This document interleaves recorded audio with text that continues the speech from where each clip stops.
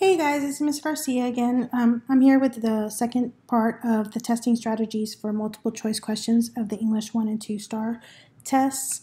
This particular video is going to put the strategies in practice. What I have done is selected 8 different questions across the reading, revising, and editing sections of both English 1 and 2 STAARs from 2019. And we're going to go ahead and apply the strategies that we talked about. So again, those strategies are read the question first, read all the answer options, eliminate wrong answers, select the best answer, skip it and come back, and then use other questions as clues. Now 1 through 4 are highlighted because you will pretty much use those 4 strategies with every question you come across. Remember, these strategies are meant to help you work smarter, not harder, because what's going to happen is you aren't going to read the text first. You are going to read the questions first, and then whatever remaining questions you have left, that's when you go back to your text. I also included a tool here, which is a dictionary, because remember, every student is allowed to utilize a dictionary during the English 1 and 2 STAARs. They are going to be helpful companions with you, especially when it comes to definition portions, and I'll show you what that looks like. 5 and 6 you will use sometimes, but they're pretty much self-explanatory, but I will later show you what number 6 looks like. So again, what I did is I pulled 8 total questions from the English 1 and 2 STAAR from 2019 from all 3 sections. The first 4 we're going to go step by step by step, and I'm going to explain it, and then the remaining 4 I'm kind of going to just kind of breeze through those just so you see what they look like. So let's look at this one. This one is pulled from the revision portion of the 2019 English 1 STAAR. So the first strategy we need to use is read the question first. So it says, what is the most effective way to combine sentences 6 and 7? So what is the question really asking? Basically just to put 6 and 7 together. So is it a question, sentence, or paragraph specific? At first you might think that it's sentence specific because it does indicate sentences 6 and 7. However, moving on to strategy 2, you might find that it indicates otherwise. So what is strategy 2? Remember, that's to read all the answer options. So let's go through that real quick. So it says A, my own sister is having a hard time in math attending one of the elementary schools that feeds into our high school.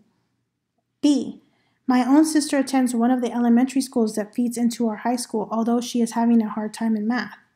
C, my own sister who attends one of the elementary schools that feeds into our high school is having a hard time in math. And D, my own sister attends one of the elementary schools that feeds into our high school. She is having a hard time in math. Okay, so by reading that, you should realize that the question is actually question specific. Why? Because everything we need to answer the question is actually contained within the question and the answers themselves.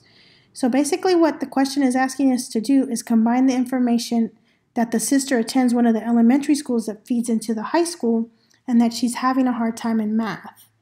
So now we can move on to strategy 3, eliminate the wrong answers. So as you're reading all of the answers, normally 2 are going to pop out that are just wrong. You'll feel it, you'll notice it. Go ahead and eliminate those. In this case, it's A and D because they're just clearly wrong. So for example, A, when read, it makes little sense. Basically, it sounds wrong. I mean, it says, my own sister is having a hard time in math attending one of the elementary schools that feeds into our high school. If you say what, it's wrong, right? Like, what does that even mean? Okay, and then D, grammatically, this one is wrong. Now, I know some of you are like, Miss Garcia, I hate grammar. Miss Garcia hates grammar too. But this is where those flip it tricks and grammar tricks will come in handy. So what is flip it? So basically what you're going to do is you're going to look for the comma and you're going to start after it and read the sentence completely. So she is having a hard time in math. My own sister attends one of the elementary schools that feeds into our high school. Again, you're left saying what? That doesn't make any sense. It's automatically wrong. That means it's a comma splice. The comma is not in the right space. So now that we've eliminated the wrong answers, we can move on to strategy 4, which is to choose the best answer from the 2 options we have left. From those 2 options, C is the best answer. Why is it the best answer? Well, let's read it. My own sister, who attends one of the elementary schools that feeds into our high school, is having a hard time in math. Okay, well, it definitely combines the information, but is it doing it correctly? Well, to figure this out, we can use the remove it trick. What's the remove it trick or delete it trick? Basically, you look for the information that's within the 2 commas and remove it and just read the sentence without it. My own sister is having a hard time in math. If that sentence makes sense, the commas are in the right spot. So not only does the sentence make sense, it has effectively combined the 2 portions of the information that it's asking us to do from 6 and 7. So that is our best answer. But why not B? Well, B sounds good. My own sister attends one of the elementary schools that feeds into our high school, although she is having a hard time in math. Well, it's the although that makes this not the best option, because it doesn't make sense that the sister is struggling with math because it has nothing to do with her attending the elementary that feeds into the high school. The information within the actual answer does not connect. Therefore, it's not the best answer. Remember, your best answers will always connect within itself and to the question and answer the question completely. Okay? So we have chosen our answer. Now, once did we look at the text? I have not even provided you the text for this particular question, and you answered it. You've saved time. Let's look at another example. So example number 2 is pulled from the editing portion of the 2019 English 2-Star. Why am I pulling from both of them? Because I want to make sure that you realize that these strategies work for any type of multiple choice question that contains language arts. It doesn't matter. ACT, SAT, the STAAR, or even in your English classes. But in your English classes, at least try to read the text because they're not that long. Okay? So let's look at this one. Strategy number 1 says we need to read the question first. What is the correct way to write sentence 5? So what's it really asking? What is the correct, or when it says correct, grammatically correct way to write sentence 5? So is it a question, sentence, or paragraph specific? Again, it appears like a sentence specific, but let's find out if we're right by looking at strategy 2. So again, strategy 2, you're going to read all the answer options. So A, I pulled gently at its crisp brown shell, the aroma of its gooey sweetness that teases my nostrils. B, as I pulled gently at its crisp brown shell, the aroma of its gooey sweetness teases my nostrils. C, pulling gently at its crisp brown shell, the aroma of its gooey sweetness teases my nostrils. D, when I pulled gently at its crisp brown shell, the aroma of its gooey sweetness teasing my nostrils. Okay, so by reading that, now I realize, again, it's a question-specific question because I have everything I need contained within the question and answer itself. It's giving me all the information I need for sentence 5. I do not need to go read the text or look at anything else. So that means we can go ahead and move on to strategy number 3, which is eliminate wrong answers. So again, you can use some grammar tricks to eliminate some of your options. This one is definitely a flip it question where you can use the flip it trick to kind of figure out what's right and wrong. So let's look at A because the wrong ones are A and C. So it says, the aroma of its gooey sweetness that teases my nostrils, I pulled gently at its crisp brown shell. What? Nope, that's wrong. Okay, and then let's look at C. The aroma of its gooey sweetness teasing my nostrils, pulling gently at its crisp brown shell. Again, what? That's obviously wrong. So that leaves us with B and D. So that goes into, let's see. The aroma of its gooey sweetness teases my nostrils as I pull gently at its crisp brown shell. Okay, that makes sense. Now let's look at D. And the aroma of its gooey sweetness teasing my nostrils when I pull gently at its crisp brown shell. Okay, that also kind of makes sense. So let's take a look at strategy 4, where you're going to choose the best answer. Now, for this one, B is the best answer. Why? Because the information actually connects with each other, and the flip it trick did show that the commas were placed correctly, so that means it's grammatically correct. But why not D? Because it sounded good, but in reality, the parts don't connect, and there's a comma before and. What you do need to know about commas is you will not put a comma before and if there's only 2 items. So that comma does not need to go there. So the fact that we flipped it, that means the sentence would start with and the aroma of its gooey sweetness teases my nostrils when I pull gently at its crisp brown shell. Well, we don't want to start and. It doesn't make any sense. So why is it teasing the nostrils? We also don't know that, so it's incorrect. So again, B is our option. So once again, we have not read any text. We don't know what text it's referring to. We were able to answer the question just by using the information provided to us. So let's look at number 3. Example number 3 is pulled from the reading portion of the 2019 English 2-star. Now I'm going to be honest with you. With the reading portion, you probably are going to have to read parts of the text to where a lot of the times with the revision and editing, you don't have to read the entire text. But I'm going to even show you some tricks with having to read the text itself, okay? So let's take a look at this one. We're going to start off with reading the question first. Lines 20 and 21 suggest that the speaker, okay, so what's the question asking? They want to know what the speaker is trying to say in lines 20 and 21. So this would definitely appear like it's a sentence specific, but we found out in the previous 2 that they were question specific even though they seemed like they were sentence specific. So let's move on to strategy 2 to find out if we actually have to go to the text itself. So F says, wants to be honest about how little he understands the creative impulse. G, does not want to mislead his daughter into believing that he has special talent.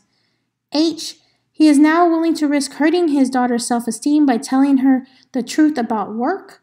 And J, wants to admit his confusion about sometimes stifling life choices that creative people make.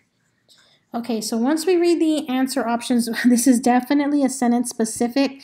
We are going to have to go to the text before we move on to strategy number 3 because there's no way we can determine what the speaker is trying to say without referencing those lines. But what you need to realize before we move on to strategy 3 is that even when we look at the text, we're not going to read the whole text. We are only looking at lines 20 and 21. A lot of times this traps kids because what they'll do is they'll go read the whole thing and some of the answers will fit other parts of the poem or the text and the kids are like, oh, that's the right answer. No, this is specific. You need to look at lines 20 and 21 only. So lines 20 and 21 state, and you never know why, I was lying before when I said I knew. So what are just those 2 lines saying?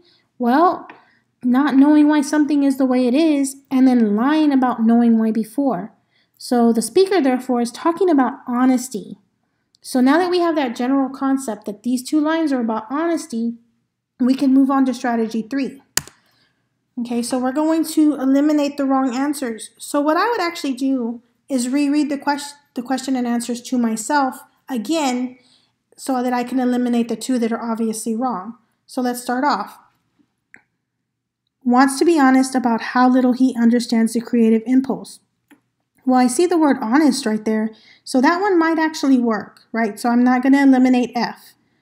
G, does not want to mislead his daughter into believing that she has a special talent.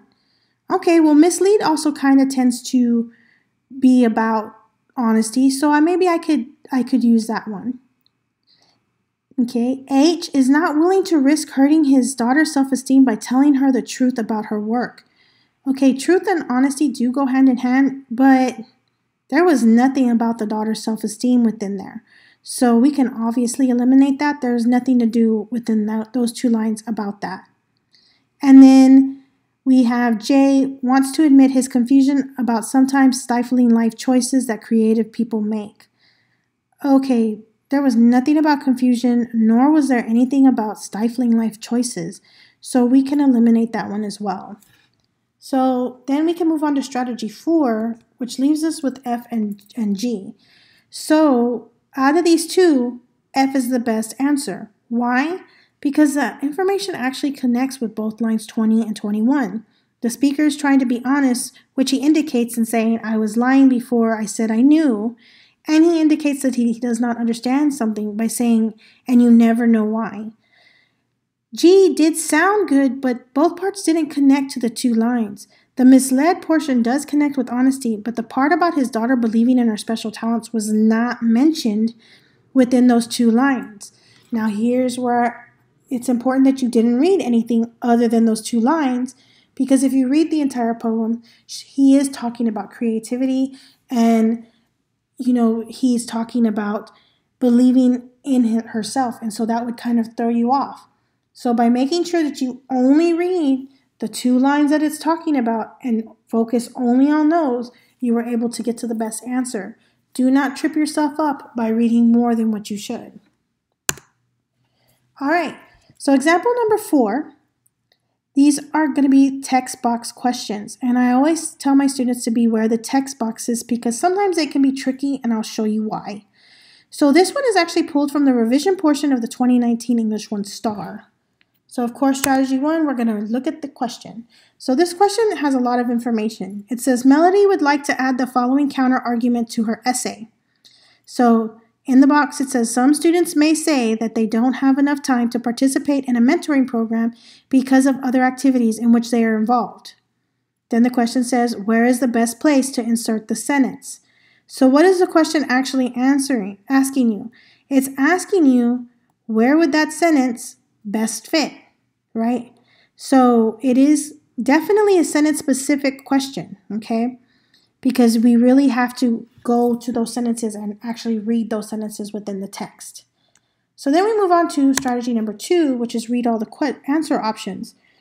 So it says before sentence 5, before sentence 10, before sentence 13, before sentence 21.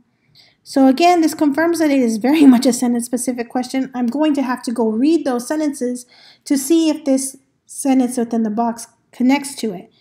But this is a little different. Again, you're not going to read everything, right? You're only going to read those sentences in combination with the sentence in the box. So we're going to do that before we can actually move on to strategy 3. So let's take a look. Here's the actual text itself. Again, I do not want to read everything, okay? So we know that the question the sentence we're trying to incorporate is some students may say that they don't have enough time to participate in a mentoring program because other activities in which they are involved. Okay, so sentence 5 says, with a mentoring program, these students could put their skills to use by helping younger students who are struggling academically. Sentence 10 says, a mentoring program in which high school students tutor elementary school students could be a solution. Sentence 13 says, furthermore, volunteering seems to have a positive influence on high school mentors themselves. And sentence 21, fortunately, starting the program would require only a few students available and willing to help others. So we're going to move on to strategy number 3, which I'm going to do here, okay? Because I want you to see both of them. And remember that strategy 3 is to eliminate 2 wrong. So when we combine them, sentence 5 and sentence 13 automatically stand out as the wrong ones. And let me show you why. Okay? They do not truly fit. Remember, we're trying to fit it in. So when we look at it and we combine them, some students may say that they don't have enough time to participate in a mentoring program because of other activities in which they are involved. With a mentoring program, these students could put their skills to use by helping younger students who are struggling academically. Those obviously do not connect. They do not have anything to do with each other, really, so that would obviously be wrong. When we put it with sentence 10, some students may say that they don't have enough time to participate in a mentoring program because of other activities in which they are involved. A mentoring program in which high school students tutor elementary school students could be a solution. Okay, so there's a problem and a solution, so maybe that would work, so we're going to leave that one.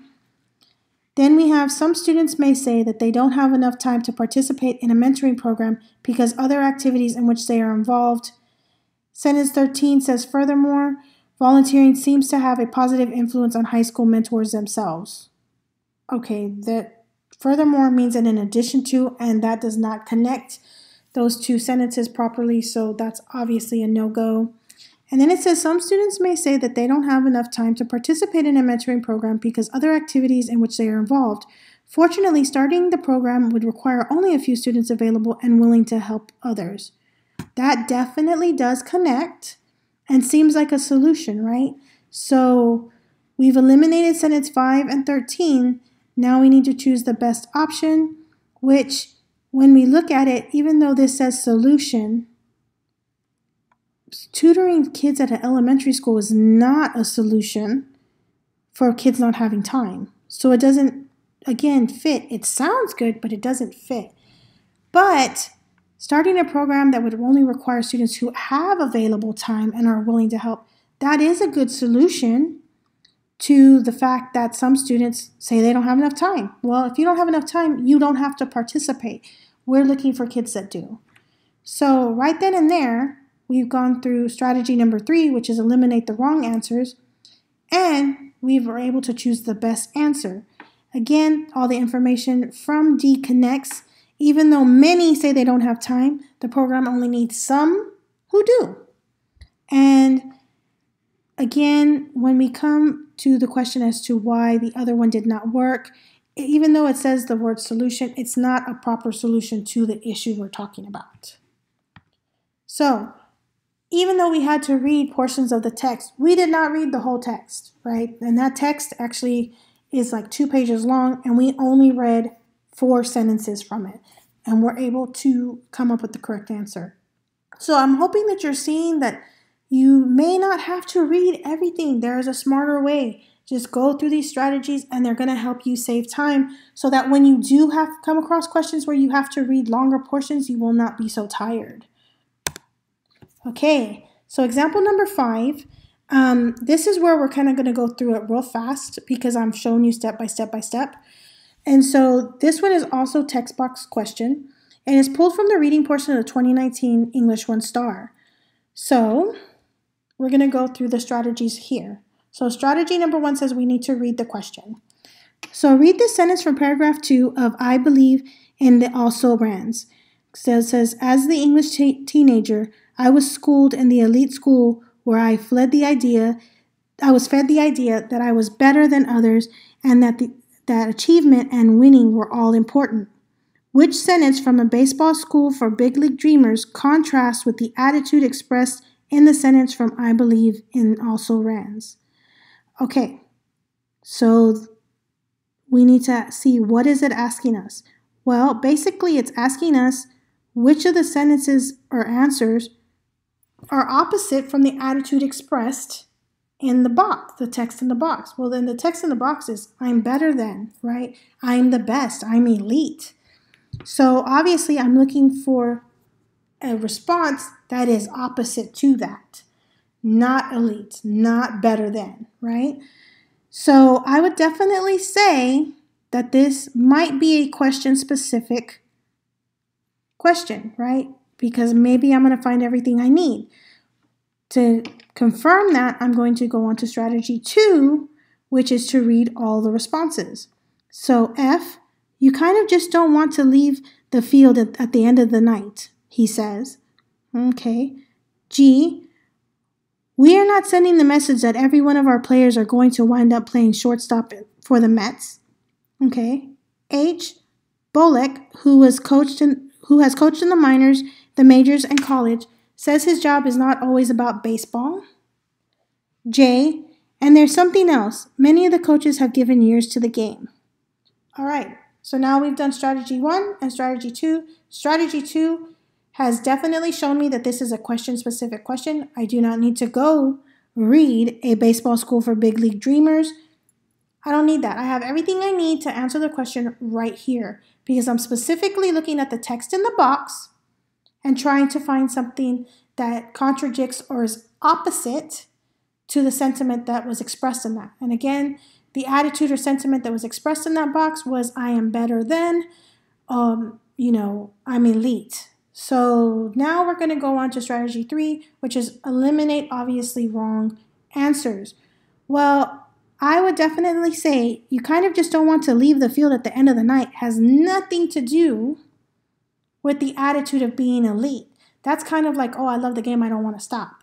So we can eliminate A, F. And then, let's see. So we are not sending the message that every one of our players are going to wind up playing shortstop for the Mets. Okay, well, that kind of matches, right? That seems like it might fit because the Mets are a pro league team and they're trying to tell everybody, like, you are not the best. You may not end up there, right? So that one, we're going to leave. Then it says H. Bullock, who has coached in the minors, the majors, and college, says his job is not always about baseball. Well, that's talking about being good at both the minors, the majors, and college. But it may not quite fit, but we'll leave that one. And then J, and there's something else. Many of the coaches have given years to the game. Well, that definitely doesn't fit anything about being elite or being the best. It's just talking about how dedicated they've been to the sport. So we can go ahead and get rid of J. So that leaves us with G and H.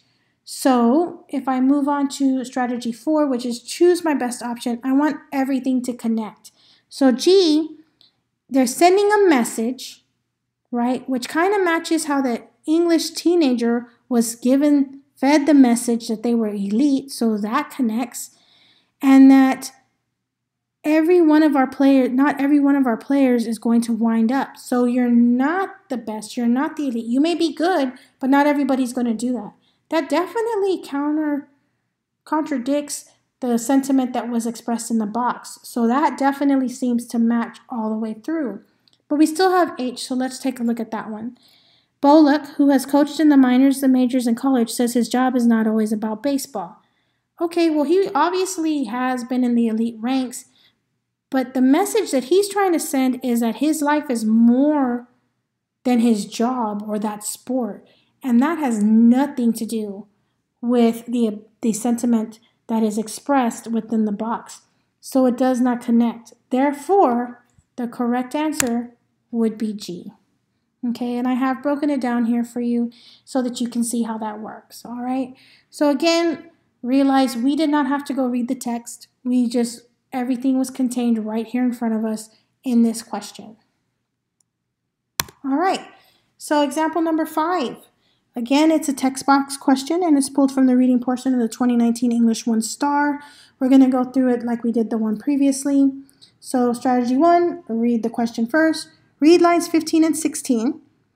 And 15 and 16 are obviously combined in this box. So he sanded down the finish, erasing the indentions of the letters and numbers that he had etched over time.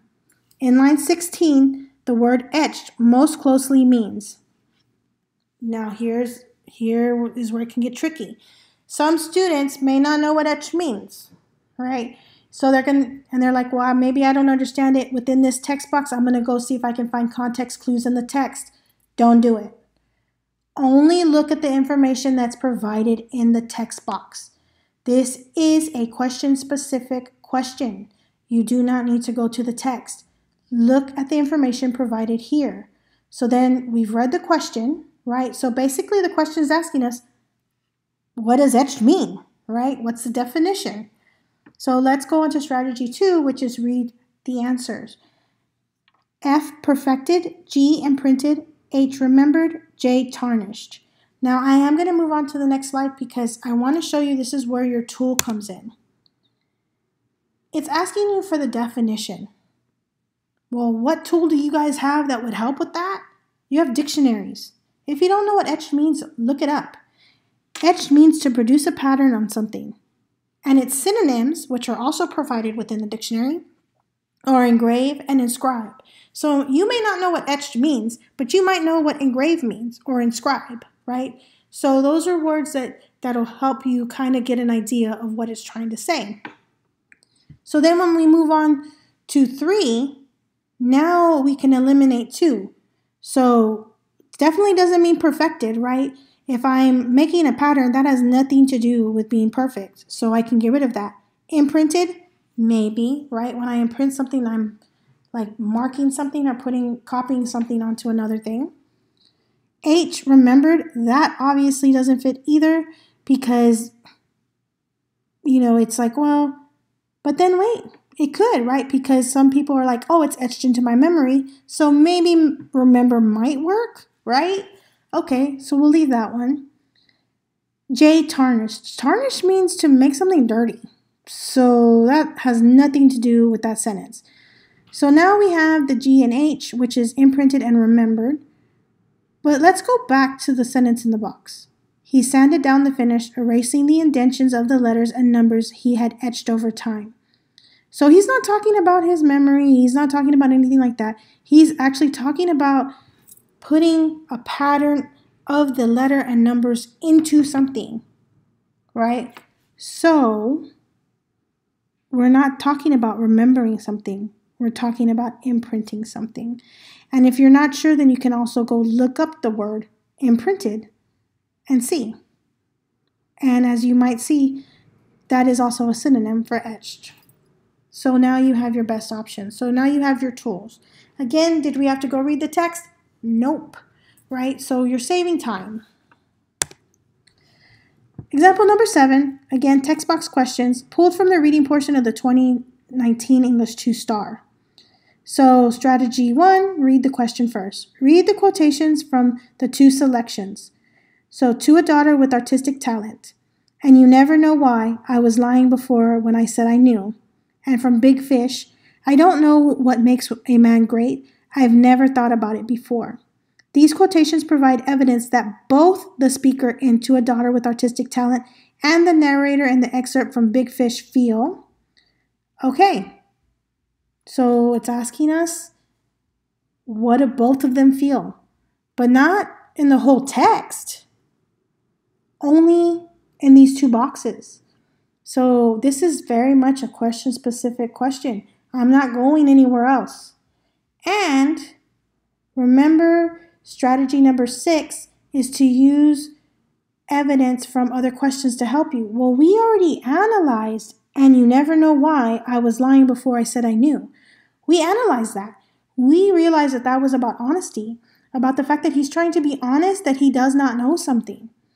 So that's what he's feeling on that one. Well, let's go ahead and take a look at strategy 2 and see maybe if something might connect. So F, as though they must prove something. G, embarrassed by their ignorance. H, compelled to admit their mistakes. And J, challenged to explain something difficult. Okay, so I want to just show you how I worked through that, okay?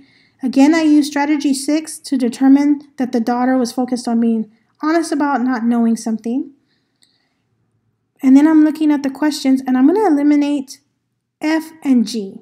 Why? Because as though they must prove something. Well, the sentiment in both of those is not about proving something, right? I don't know what makes a man great. I've never thought about it before. That's not knowing something. That has nothing to do with about proving anything.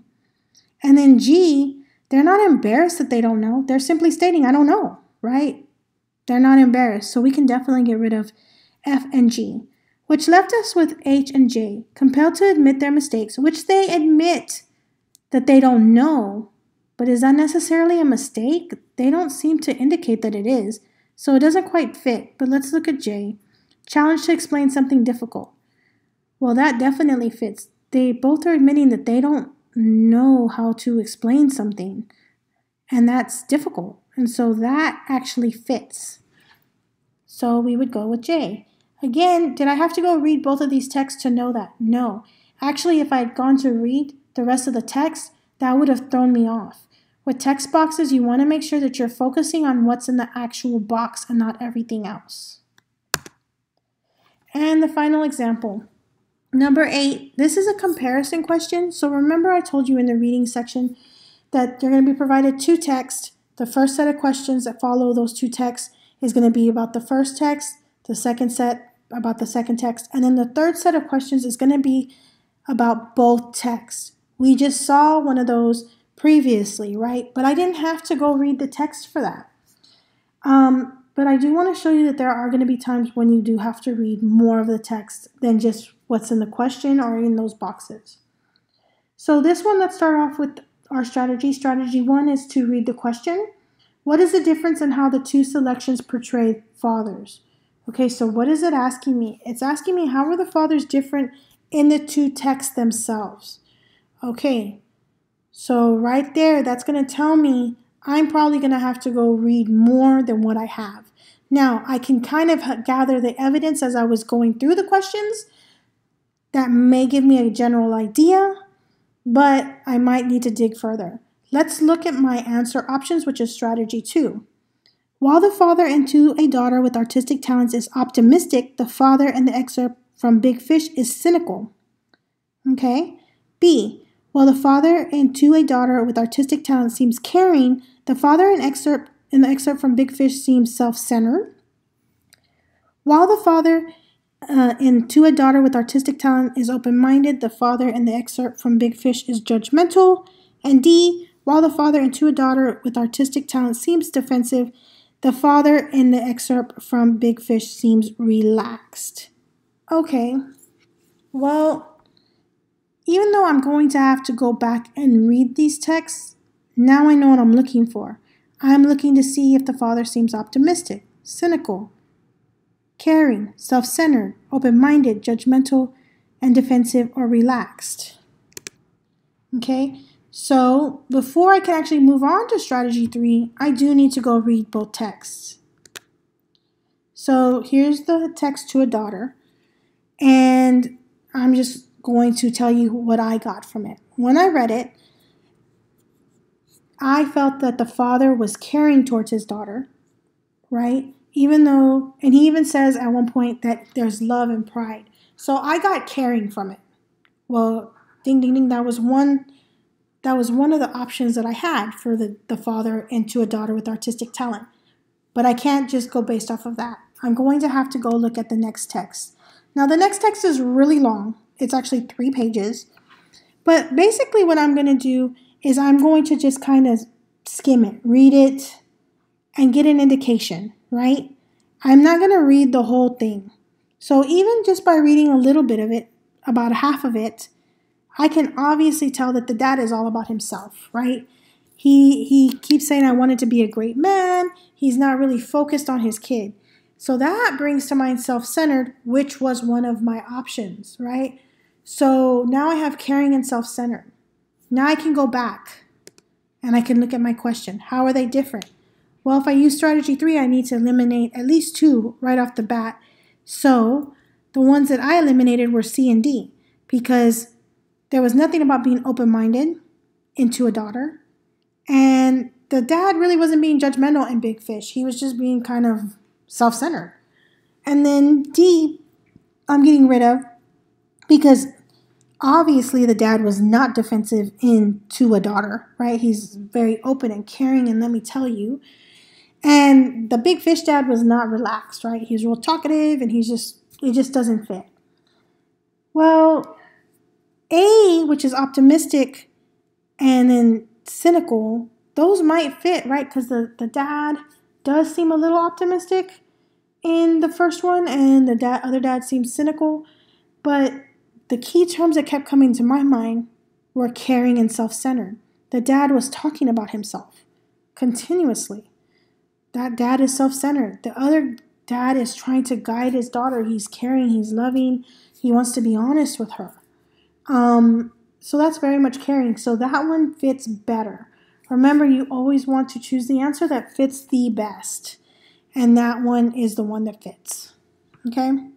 So I've taken you through 8 examples. Obviously, there's much more types of examples, but these will definitely get you through. I wanted you to see that when it comes to the revising, editing, and reading, there's always going to be multiple choice questions. There's only going to be 4 options, right?